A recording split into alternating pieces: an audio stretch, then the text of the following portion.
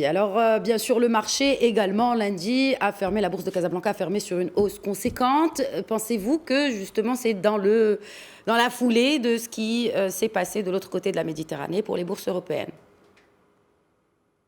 Oui, enfin, moi je pense que qu'en comparaison avec les marchés US et européens, qui sont des marchés matures, extrêmement matures, le marché marocain est un peu plus junior. Et quand je dis junior, il est junior en termes de microstructure de marché et en termes de participation des particuliers au mix des investisseurs.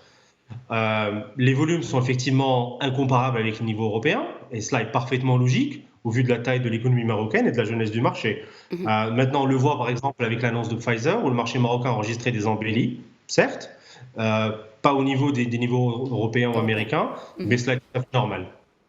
Cela reste normal, mais vous avez cité un point très intéressant que je voudrais peut-être approfondir avec vous, et il concerne justement cette différence qu'il y a sur le marché casablancais entre l'apport des institutionnels et de l'autre côté le retail, ou ce que l'on appelle dans le jargon boursier les porteurs, les petits porteurs. Pourquoi justement il y a ce gap entre ces deux, et ce sont les institutionnels finalement qui mettent la bourse, j'ai envie de dire, à perfusion pour que on ait ces volumes-là, bien que faibles et maigres comme vous l'évoquiez si bien.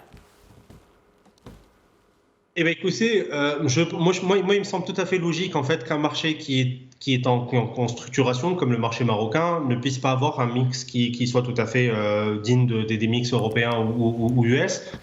Maintenant, je pense que enfin, dans l'avenir, il y a certains modèles arabes qui sont très intéressants à regarder, à analyser de plus près.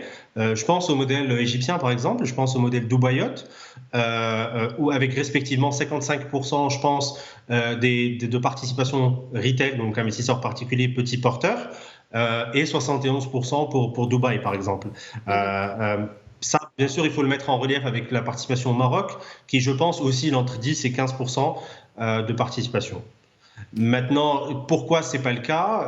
Je pense qu'il y a des relais à trouver, qu'il va falloir intéresser le retail ou l'investisseur particulier à l'économie, à la finance, trouver des relais de croissance là-dessus, et je pense que c'est tout à fait dans la portée du marché marocain dans les 2, 3, 4 années à venir.